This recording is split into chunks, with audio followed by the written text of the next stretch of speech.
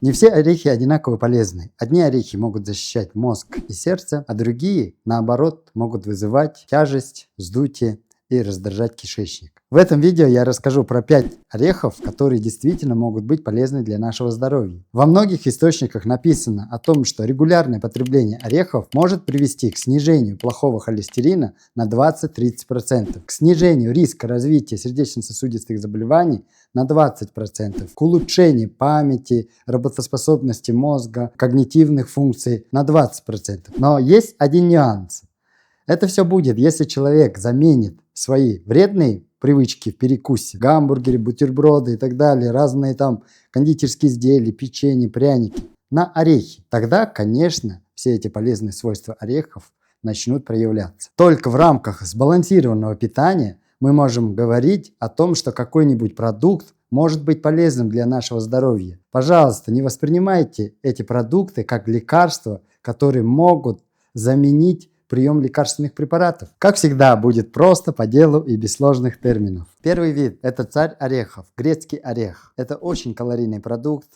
100 грамм сухого грецкого ореха содержит примерно 650 килокалорий энергии. В грецких орехах содержится 20% белков, 65% состава грецкого ореха – это жиры. В основном это ненасыщенные жиры, моно и полиненасыщенные жирные кислоты. Но еще очень важный момент – в грецких орехах есть альфа-линоленовая кислота, которая в нашем организме может преобразовываться в омега-3 жирные кислоты, о которых очень много говорят. Поэтому грецкие орехи в этом плане могут заменить рыбу. Это очень важный момент, так как люди, которые жили вдали от моря, у которых не было доступа к морепродуктам, рыбам, они должны были откуда-то брать омега-3 жирные кислоты. Вот они брали из орехов, из семян. Кстати, посмотрите, в этом ролике я рассказываю о своем опыте применения 3 видов семян, в которых тоже содержится множество разных незаменимых и ненасыщенных жирных кислот. А также в грецком орехе очень много клетчатки. Регулярное употребление грецких орехов может привести к улучшению памяти на 20-30%, к улучшению состава крови в плане холестерина тоже на 20%, потому что вот клетчатка, ненасыщенные жирные кислоты, они являются необходимым компонентом для снижения уровня плохого холестерина. Сколько и как употреблять грецкие орехи в течение дня? Вы должны понимать свой дневной рацион и калорийность дневного рациона. И, конечно, иметь в виду свои цели. Если вы хотите похудеть, вы должны обязательно учесть калорийность этого продукта. Но я вам дам стандартные базовые рекомендации, как можно употреблять грецкие орехи. Примерно 30-50 грамм грецкого ореха в день очень хорошо. Их не нужно измельчать. Вообще продукты, в которых содержится много клетчатки, сильно измельчать нельзя. Если их в порошок стереть, эта клетчатка может оказать обратный эффект, то есть вызвать запоры и так далее. Второе. Грецкие орехи лучше всего употреблять с сухофруктами. Но сухофрукты – это тоже калорийный продукт. Также грецкий орех можно использовать как полноценный прием пищи. Например, ужин. Сделайте салат овощной и туда добавьте 30-40 грамм грецких орехов. Тогда будет это полноценный ужин. И клетчатка, и белки, и жиры. При этом не будет углеводов. Второй продукт – это миндаль. Миндаль – это тоже очень калорийный продукт. 100 грамм миндаля примерно 580 килокалорий энергии дает. Миндаль состоит из белков. 4 грамма из 100 грамм миндаля – это углеводы. 50% миндаля состоят из жиров. Здесь в основном мононенасыщенные жирные кислоты. Ну и, конечно, в миндале много минералов, витамины группы В, витамин Е и витамин К. Когда мы говорим про миндаль, мы должны выделить 2 составляющих миндаля. Это чемпион по клетчаткам среди орехов. Здесь 12,5 граммов клетчатки на 100 грамм продукта. В миндале больше всего витамина Е содержится. А витамин Е – это незаменимый витамин, и он является еще и очень хорошим антиоксидантом. Также витамин Е влияет на свертываемость крови, предотвращает образование тромбов и улучшает эластичность стенок сосудов. Участвует в синтезе гормонов. У женщин это эстрогена и прогестерона, улучшает иммунную защиту нашего организма. Как употреблять миндаль?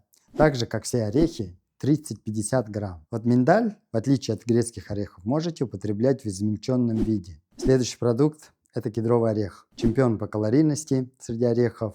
680 килокалорий энергии содержит 100 грамм кедровых орехов. Кедровые орехи состоят на 14% из белков, 70% кедровых орехов это жиры, моно- и полиненасыщенные жирные кислоты. А в кедровых орехах содержатся витамины группы В, витамин Е, калий, магний, марганец, фосфор и селен. Ну и кедровые орехи это, конечно, самые жирные орехи. Они очень питательные, они мягкие и они доступны для переваривания. Особенно возрастным людям очень полезно, так как у них пищеварительная система ослаблена, но кедровые орехи могут перевариваться и давать все полезные свои свойства. Отдельно хочу подчеркнуть наличие в составе кедровых орехов аргинина, который является предшественником оксида азота, а оксид азота, в свою очередь, очень полезен для наших сосудов. Я об этом рассказывал, вы можете посмотреть этот ролик. Тем более, если вам уже за 40, эта информация очень актуальна для вас, так как синтез оксида азота,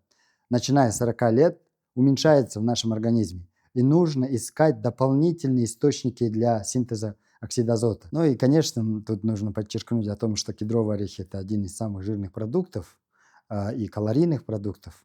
Тем самым, если мы употребляем небольшое количество кедровых орехов, мы надолго насыщаем свой организм.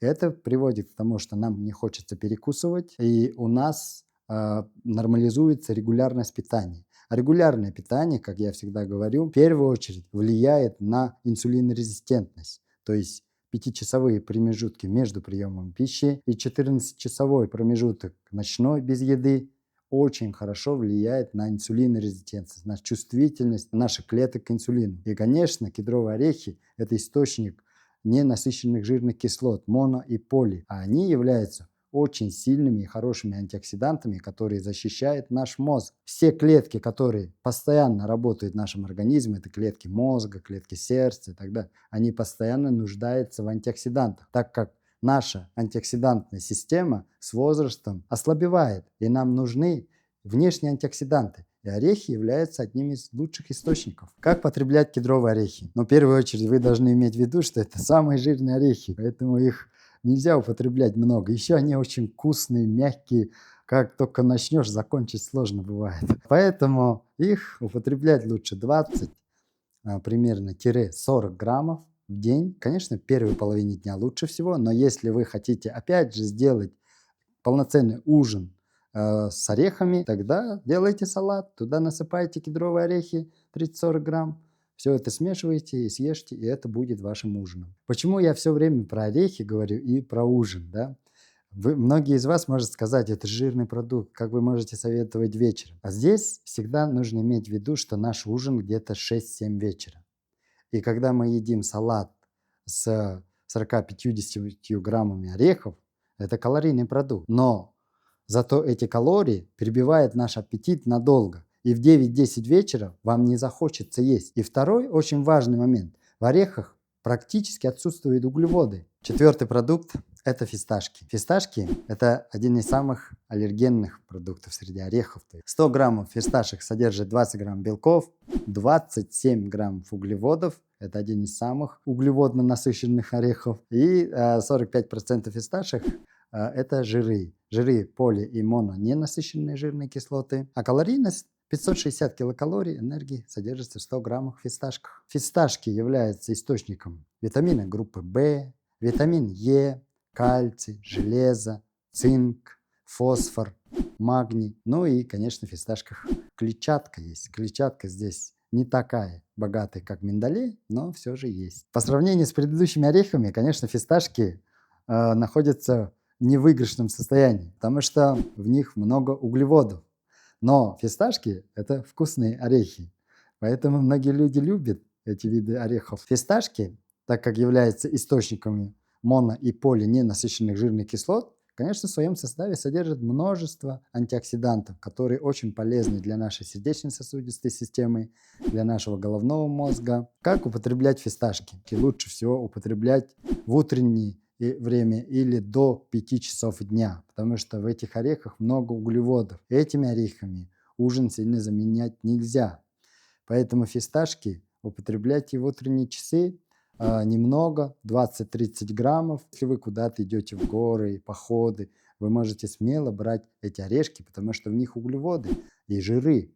Они являются очень хорошими источниками энергии. Пятый продукт – это кешью. Энергетическая ценность примерно 555 килокалорий. Кешью состоит на 20% из белков, на 30% из углеводов и примерно 43% кешью – это жиры. Жиры здесь моно- и полиненасыщенные жирные кислоты. В кешью есть витамин группы В, витамин Е, витамин К. Ну и в кешью, конечно, содержатся минералы – кальций, магний, марганец, цинк, селен. Среди всех орехов кешью является чемпионом по углеводам. Поэтому этот орех тоже исключается из орехов, которые используем за ужином. Но этот орех можно использовать как перекусы тем людям, которым нужна энергия. Кешью – это один из таких мягких, быстро усваиваемых видов орехов. Здесь тоже очень мало клетчатки. Больше кешью не про клетчатку, не про